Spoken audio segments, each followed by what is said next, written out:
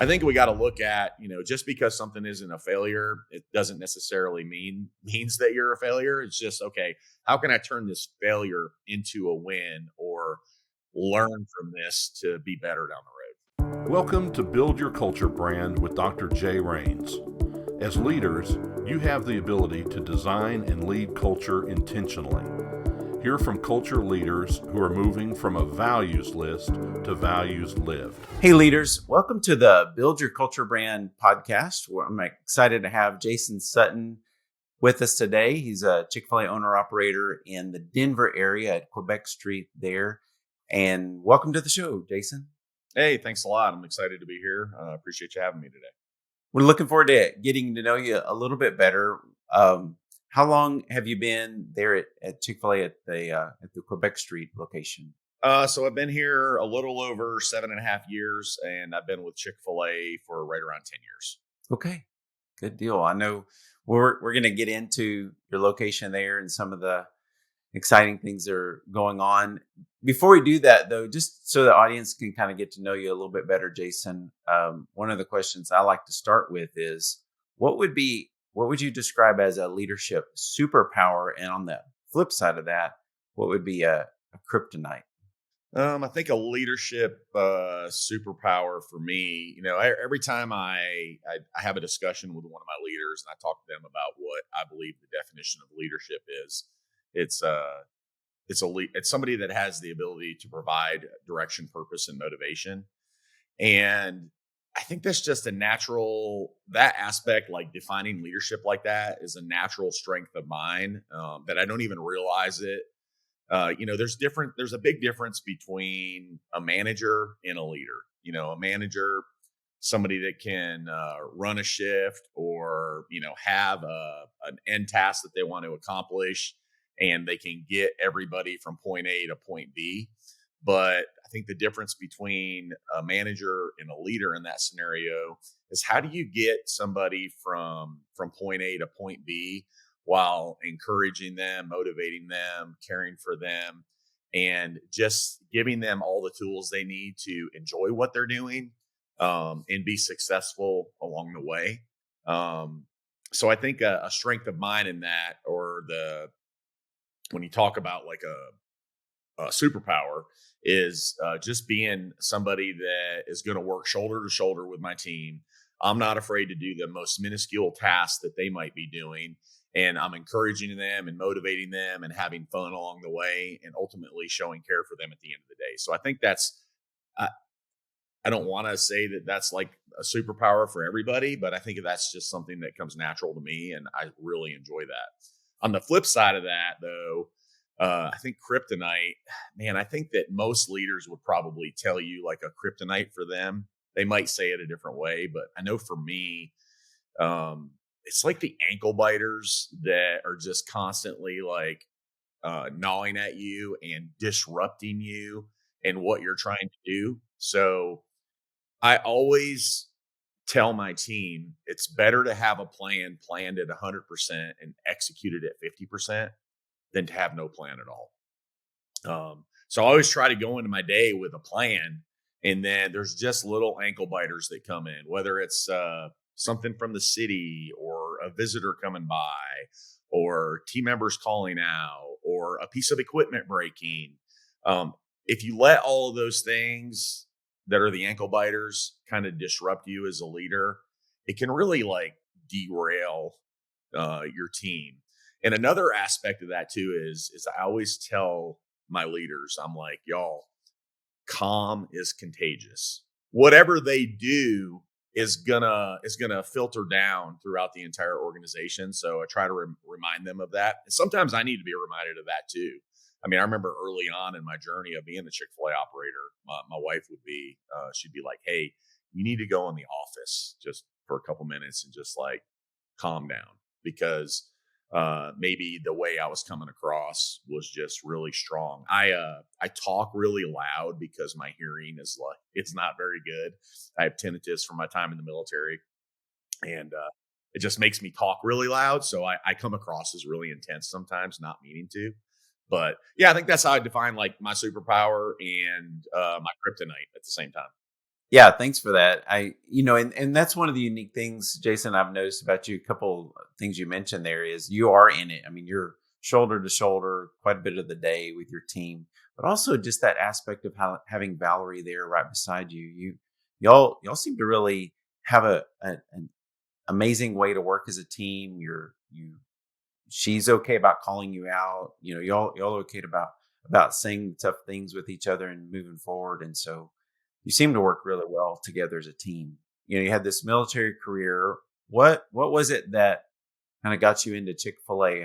How did you decide, hey, this is what I'm going to do now for the foreseeable future? Yeah, that's it's really cool. This is another God thing. Totally. So about 2.5 years prior to retiring from the military, me and my wife were over at my sister-in-law's house. We were living in Lansing, Kansas, just outside Fort Leavenworth at the time. I was serving as an aviation observer trainer in the mission command training program there. And we were sitting over at her townhome, just like, what are we going to do when we retire from the military? Like, just the conversation just came up. Like, it was 2.5 years away, but we wanted to start thinking about it. And my sister-in-law says, I think you'd be a great Chick-fil-A operator. And I'm like, what? Why would you say that? Like, I didn't really know anything about Chick-fil-A at the time. I think maybe Valerie had been through the drive-thru to get a milkshake or something like that, but I had never even Okay. put in a Chick-fil-A. And Huh. she's like, well, she's just like, everything that I know about them, they seem very servant hearted, people first, very involved in the community, involved in the church, those type of things. So I was like, oh, okay. And she was like, well, you serve in the middle school, or I served in the high school ministry for boys at our church. And my wife served in middle school ministry, which happened to be the age of our kids, which makes sense. And we also served in Young Life some. So I didn't really give a whole lot of thought about it at the time, to be honest with you. But I was traveling. I was on the road about 6 months out of the year, TDY, and I listened to NPR and Dave Ramsey a lot. I was a big Dave Ramsey fan. We were doing for Peace University and all that, and I felt like literally the next 2 weeks, like God was putting his thumb like right on my chest, like, Jason, listen to what I'm telling you. And, I heard Dave Ramsey talking about Chick-fil-A. I heard it on NPR. They were talking about Chick-fil-A. I'm like, what's all this Chick-fil-A stuff? So you got to listen to those things in your life. Like, you got to listen to those. You got to open your ears and listen. So, during my time in the military, you read a lot of leadership books. And I wasn't a big fan of reading books, but I said, you know what? I'm going to get on this new system called Amazon, and this is in 99. So I'm Yeah. going to get on, no, this wasn't 99. This was in 2009. And so I ordered this book, Eat More Chicken, Inspire More People, by our founder, Truett Cathy.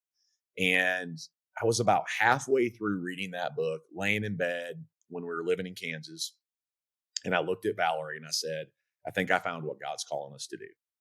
And so we started that journey in December of 2009 because we knew that it, could take a couple of years to get selected.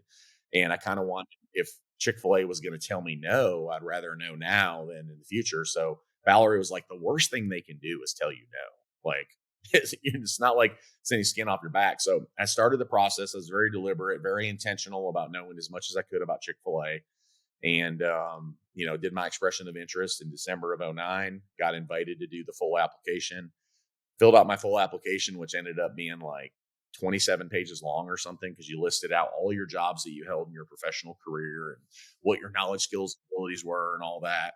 And, the thing about Chick-fil-A that's really unique is I think it gives a little guy a chance. Not that I'm a little guy. I mean, I'm pretty big, but little guy in the sense of like, Sure. you don't have to be like a multi-mega millionaire to be a Chick-fil-A franchisee. That local ownership is really critical for Chick-fil-A. So that's kind of how my journey began. And so I started in December of 2009. I interviewed for, they kind of tabled, once I made it to a certain point in the interview process, they said, hey, we know that you're planning on retiring from the military. When you're 6 months from retiring, let us know. We'll pull your file out of the file cabinet or wherever they put that, and we'll start you back in the process. So I contacted them about 6 months before I was going to retire and started the intentional interview process for like focus locations. And oh my gosh, it was such a humbling process. We have this saying at Chick-fil-A, it's easier to get into the CIA than the CFA. And I There you go. truly believe that now. So started that process, and basically I interviewed for 5 different locations across the country. And I was felt like I was running out of opportunity. It was very humbling. Like, it's the first time in my career that I'd ever really been told no. I didn't truly realize how extensive and exhausting the process could be. And I had people like, why are you doing this to yourself? Like, just go do something else. I'm like, no, I'm like super passionate about this. Like, this is what I want to do. Started working on my MBA at Colorado State University. It was all focusing towards Chick-fil-A. I was like all in for Chick-fil-A. Ended up over the course of like 38 months interviewing for 6 different locations, being told no 5 times. I interviewed with 24 different people at Chick-fil-A over the course of that time, like 5 trips to corporate headquarters, I think. And then I ended up being selected for Santa Rosa, California, Mendocino Avenue. And we spent a couple of years out there before we relocated to Denver, Colorado in late 2015.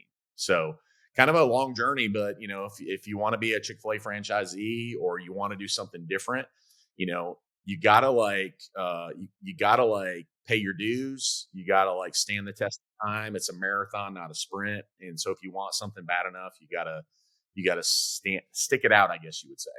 Because there's about 40,000 applications per year to become an operator, and they only select, it's under 200. I mean, it's closer to probably 100 new operators every year. So, wow. Yeah, I think it's somewhere like 80,000 applications now. Is it now? Okay. Which is crazy. And like, I think the old information used to be like 67% of those selected had Chick-fil-A experience to some extent. And I mean, when I was still in the military, I was going and volunteering at Chick-fil-A's as I was traveling the country. I would show up and meet a local operator with my non-slip shoes and be like, hey, can I come work in your restaurant? When I wasn't working in the Army. And they're like, who are you and why are you in my restaurant? And so I tell them my story, and they'd be like, yeah, sure, free labor, come on in, like, go get your non-slip shoes, we'll put you to work. So yeah, it was a long journey, long process. And it's hard to believe that, here we are 10 years into our operator journey now. Great story. Thanks, Jason. And I love that, it is a long journey sometimes. And so you're willing to even hear no several times, 5 times to hear no, and then to be selected. So Jason, one of the things I've noticed about you with your team is that you love to create. You get in there, you're shoulder to shoulder with your team, you're watching, and then all of a sudden you just see something that's glaring, it's a gap, and something clicks in your brain at that point. Like, walk me through that. How do you get to these innovations that you've been working toward, and what are some examples? Yeah, I think in any business, doesn't matter what business you're in, you always have to like tackle the choke points. Like, what is slowing you down, or what is preventing you from getting to the next step? So like, for instance, in Chick-fil-A, a major choke point for us was like, how many cars can you get through your drive-through? What's your turnaway rate? Why are people leaving the business because you're too busy? And so I remember, gosh, this was probably 5.5 years ago. We started getting to the point where we were having cars in our road, and, you get in the road and you're just like, is it worth sitting in this line to get Chick-fil-A? Well, I didn't want anybody to feel like that. And so I was like, I felt like we were doing everything we could do, like within the traditional drive-through lanes, to get as many people through our drive-through as quickly as possible. And, 4 or 5 outside order takers, outside cash payment, credit card receipt, people running food at the window outside. Like, so I felt like we were doing everything. And I began to like look and say, okay, how can we get more cars onto our lot? And so I contacted our drive-through consultants at Chick-fil-A and said, hey, I've got an idea. And they're like, what's your idea? And I'm like, I want to add a 3rd lane through my parking lot. And they're like, I don't know about that. We haven't seen anybody do that before. Which I don't know if anybody had ever done that before. I mean, this was like 2 years pre-COVID. Obviously, Okay. COVID changed up a lot of things for a lot of operators. But so I came up with this idea and I said, hey, I want to create this third lane through my parking lot. We want to use it during peak hour. We want to make it a temporary lane. We want to have stanchions that kind of direct people where to go, like mending stanchions in the parking lot. And I said, and oh, by the way, I contacted our facilities consultant and I said, hey, I want to make all these changes to our front counter too. And, I want to fill in this gap on the front counter. I want to put a drink station right here with a KPS monitor so we can route all of our lane 3 drinks to this station so that we can create it just like another drive-through, but on the front counter, like KPS monitor. And I said, I want to make this a sauce wall right here. And our facilities consultant was like, yeah, Chick-fil-A is not going to want you to do like a sauce wall right there. Like, that's just not something that we don't want guests to see that. And so I was like, well, I'm doing it. So I'd really like your help in making it look good. So they partnered with me. I mean, Chick-fil-A is a great partner. And so they're like, hey, we want to partner with you. We want to help you achieve this. So we did it. And it ended up being like 4 years later, 3-4 years later, that ended up being like a chain wide rollout. Like that ended up being something that all the Chick-fil-A's across the country got was that sauce wall on front counter. Which I don't know if we were the original innovator of that, but at the time, nobody in our market doing it. I had never heard of anybody else doing it. So we started doing that. We started doing that third lane 2 years before COVID hit. And then boom, man, like when COVID hit, like dining rooms had to shut down. We were very well postured to just put everything through the drive-through. So instead of 3 lanes, we went to a 4th lane. So we had 2 lanes running through the parking lot, 2 traditional lanes. And so we didn't see a drop in sales or anything. Everything just like absorbed through the drive-through, which just doing like one channel like that is exponentially easier than executing all the other channels, with all the other sales channels within Chick-fil-A. So it became a little bit easier to operate actually when COVID hit. But we lost that thing that we're known for at Chick-fil-A with our dining rooms and engaging with our customers. So we had to kind of figure out like, okay, how do we transition that to the drive-through? So that was just one example of a major innovation that we did that ended up turning into, a failure that we ended up having down the road, or what I would perceive as like a failure or an opportunity down the road with our mobile through or drive-through express lane, as we call it. So, our early adoption, sometimes when you're an early adopter, it's a lot of fun being an early adopter and like having innovative ideas and creating things, but sometimes those just don't work out, or they don't work out the way that you envisioned in your head, I guess.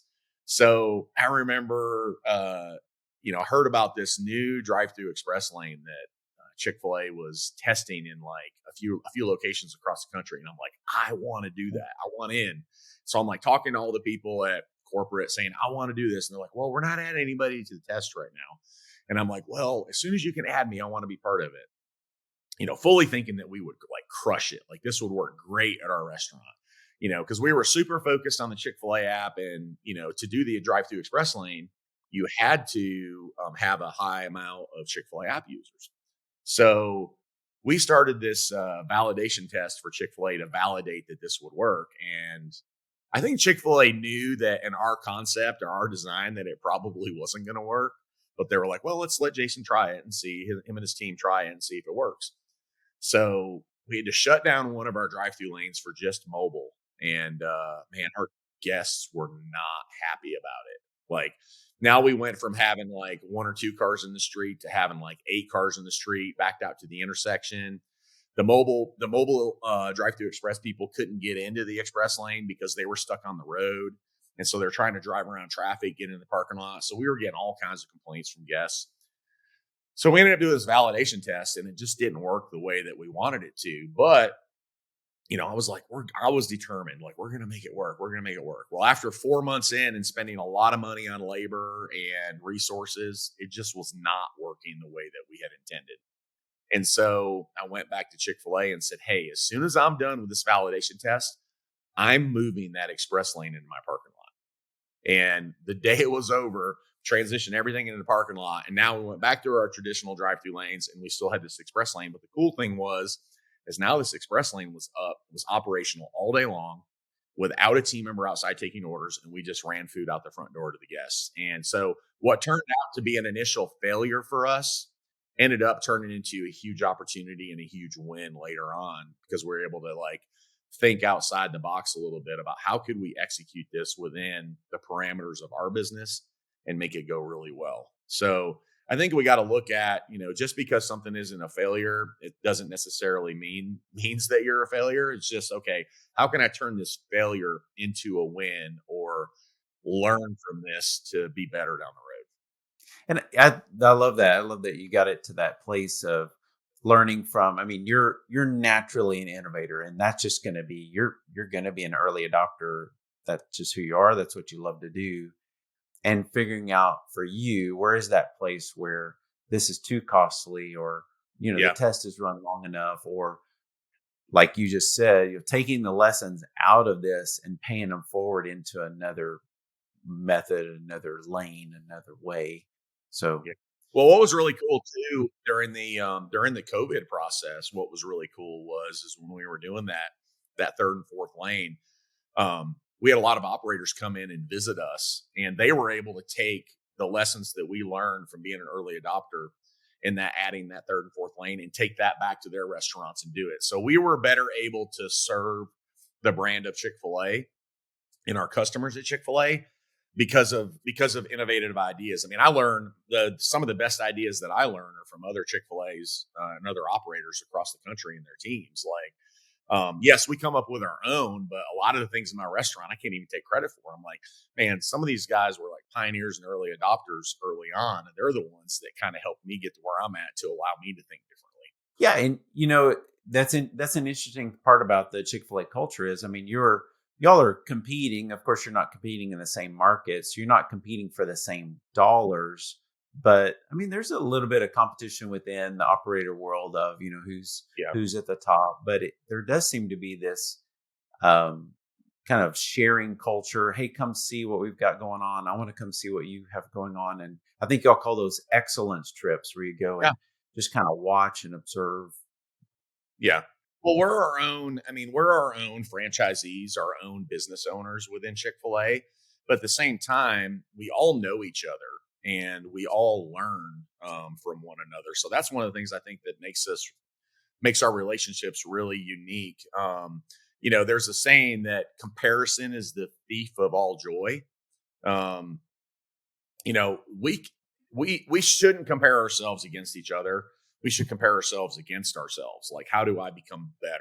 How do I become 1% better from where I was at yesterday? But take everything that you learn from other people and try to, add it to your restaurant. So it is a really great environment, serving alongside this operator community. But I would encourage anybody who's not within the Chick-fil-A community to, look at their own business and say, how can I learn? Whether it's, having a mentor that's not really familiar with their business, but somebody they can talk to challenge them in becoming better within their business. So whatever area it might be, whether it's growing sales or increasing profitability or a work-life balance, whatever those areas are, it's good to have other people in your life. Iron sharpens iron, but other people in your life that you can lean on that will help hold you accountable, and that you can go through life with. It makes and it's that community piece that I do see within your, the world that you're in, the Chick-fil-A world. And so that's kind of baked into what y'all do. But yeah, there may be people out there, people listening today, that they don't have that natural community. So they almost have to go build it themselves. Yep. So that's good absolutely. Encouragement.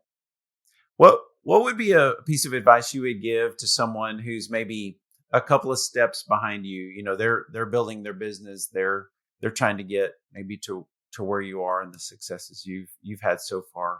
What would you tell them about getting through those next couple of steps?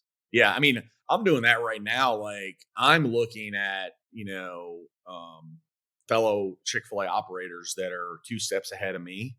Whether that's them being a multi-restaurant operator, and I currently have 1 restaurant. So I'm going in and asking them, like, hey, what do you wish you had known that you didn't know? Or what advice would you have for me being in the current process that I am right now? And, this is where our runway currently is. We got to land the plane down the road if we want to become a multi-restaurant organization.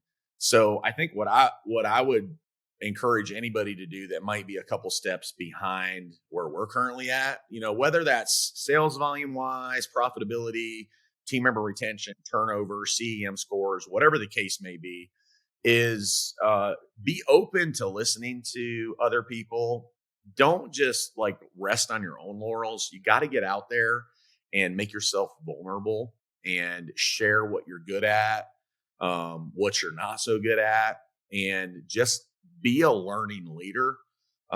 Because if Dan Cathy always says this, he says, if your rate of external change exceeds your rate of internal change, you are destined for failure. So we have to, any type of business owner or leader, we have to continuously invest in ourselves, whether it's, podcasts, reading books, excellence visits, mentorship, whatever that might be. You have to get out there and pursue it, or the ship could leave you behind. And you're going to feel like you're always building an airplane as it's flying away and pieces are falling off. And you don't want to do that. You want to like build the airplane on the ground, come up with a great plan, implement it, get leader buy-in, and, see where you go. So lean forward, know it's always going to be a marathon. I think a lot of business owners and leaders, Chick-fil-A operators, we're wired as like type A personalities. Probably most of us are like high D's on the disc profile. We're always like looking and chasing what's next. But sometimes we just got to sit back and like, okay, what are the top 3 most important things to me? And what am I going to focus on? How are we going to get there, and build a plan around it? Wow. And by the way, you would think that most operators are like that high D, and many are, but there's a lot of CDs, DC. Oh, yeah. I've got S's that are leaders. I've got I's that are leaders. So there is quite a mixture. It's been interesting to see it when you look at the disc profile. So Yeah. that everybody kind of has to find their own way to lead in their organization. Yeah. Yeah, you got to lean into that, whatever your strength is. It doesn't mean that if you're not a D that you're not a great leader. Like, Right. Some people are like way more relational than I am. And I'm like, man, I want to be like that. But if I want to be like that, then I've got to put intentionality behind that as well.